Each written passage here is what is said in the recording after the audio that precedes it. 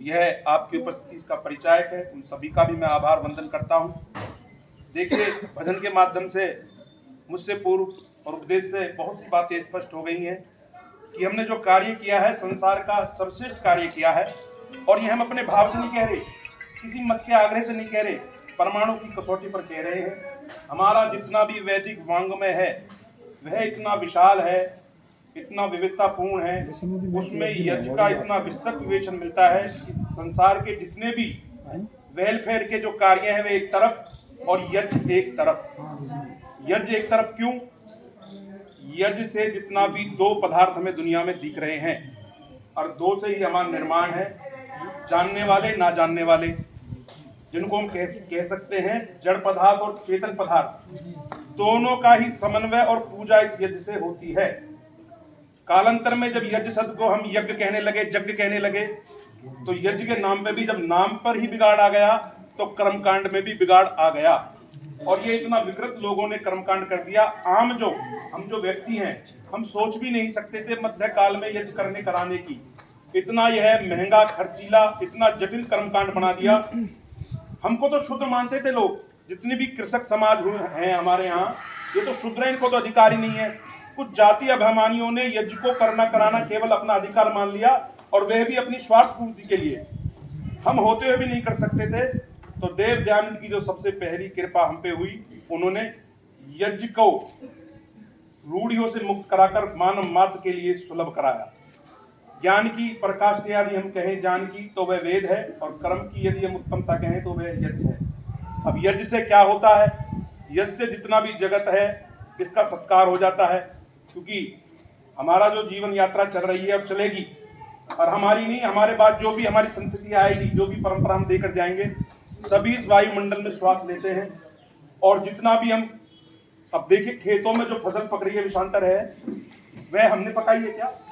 हमने कुछ कर्तव्य तो पूरे किए हैं अपने, समय समय पर पानी दिया है, पाले से बचाया है।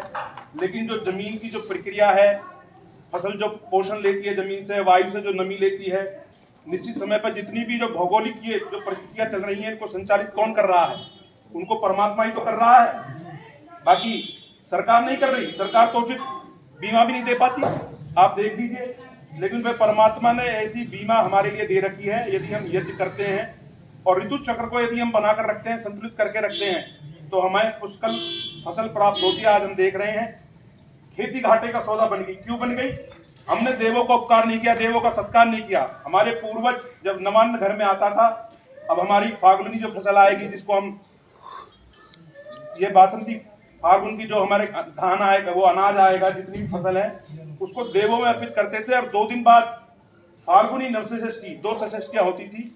एक दीपावली पर होती थी, उसमें आषाढ़ी की फसल आती थी, और फागुन पर जो है बैसाख की फसल आती थी, बैसाखी। और उस बड़े बड़े यज्ञों का प्रचलन हमारे देश में था, और हमारा आप ही करते थे।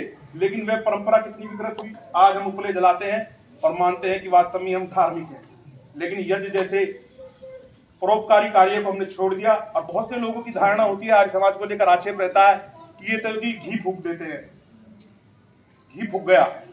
और ऋषि ने लिखा है कि वे पदार्थ विद्या को नहीं जानते, पदार्थ विद्या फिजिक्स को नहीं जानते। ऋषियों ने किसी पदार्थ की परिभाषा दी है, दर्शन नाश, जो हमें आंखों से नहीं दिख रहा उसका नाश हो गया। लेकिन नाश का अर्थ आप ये मत मानिए उसका अभाव हो गया, उसकी सत्ता बनी रहेगी। पदार्थ ऊर्जा में रूपांतरित हो जाएगा, ऊर्जा पदार्थ में हो जाएगी। विज्ञान में भी ये पढ़ाया जा रहा है। तो यज्ञ का ही तो प्रयोग है। यज्ञ में भी तो हमने जो पदार्थ डाला आपको दिखाई नहीं दे रहा। अखरोट की आहुति मैंने दी, अखरोट मुझे दिखाई नहीं दे रहा। वे अखरोट जितने मैं समझता हूँ 5 किलोमीटर के परिवेश में चला गया है। जितना पदार्थ सूक्ष्म उतना ही सामर्थ्यशाली पदार्थ हो जाता है। यह विज्ञान का सिद्धांत है। और इस यज्ञ से हम ब्रह्मांड को, हमारे पूर्वज ब्रह्मांड की क्रियाओं को संचालित नियमित करते थे। आज ब्रह्मांड की जलवायु की क्रियाओं का नियमन बिगड़ गया है। तो आप देख लीजिए तरह तरह की बीमारियां हमारे बीच आ रही हैं। आओ महाशय जी, आओ। वेदपाल जी स्वागत है, आइए। वेदपाल जी का स्वागत है। आज मैं सुन रहा हूँ एक नया वायरस इन्फ्लुएंजा का आ गया। 4-4 सप्ताह 3-3 महीने लोगों को हो गए हैं। परिवार में कुर्सी ये वायरस कुर्सी तो है पीछे। वायरस खत्म होता है तो दूसरा आ जाता है। तो ऐसे 10 महाशय कुर्सी की कुर्सी पे बैठ। इस प्रकृति में ऐसे 10 करोड़ वायरस है, और 10 करोड़ वायरस के खिलाफ वैक्सीन नहीं बना सकते आप, नहीं उनका अध्ययन कर सकते आप।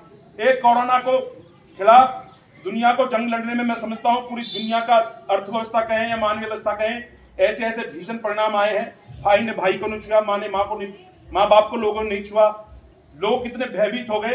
तो एक वायरस ने जो इतना हल्की प्रकृति, उससे भी खतरनाक वायरस प्रकृति में, महासागरों में, जंगलों में छुपे हुए हैं। लेकिन मैं समझता हूँ इस यज्ञ में सभी उन वायरसों का समाधान है। हमें अपने परिवारों में इस यज्ञ की परिपाटी को पुनः स्थापित करना होगा। और इसमें ये नहीं है इसमें आपको कोई पुरोहित का ही चयन करना होगा। बहुत सरल ऋषि ने चुनाव, ऋषि ने अपने अपार पुरुषार्थ से विधि को इतना सरल कर दिया है। मैं समझता हूँ 20-25 चुनिंदा मंत्र है और कोई भी परिवार अपने परिवार में यज्ञ रचा सकता है। और यदि आपको यज्ञ की विधि भी नहीं है, आचमन संहिता दान का भी यदि आपको कोई बोध नहीं है, तो ऋषियों ने देखो देश काल परिस्थिति से ऋषियों ने कितना सरलीकरण किया, उन रूढ़ियों को तोड़ा। ऋषि ने कहा आप गायत्री मंत्र से भी यज्ञ कर सकते हैं। तो मैं इस विषय पर अधिकृत नहीं हूँ, मुझसे बेहतर हमारे आर्य विद्वान शास्त्रार्थ महर्षि महेंद्र आर्य जी अपना वक्तव्य इस विषय पर देंगे।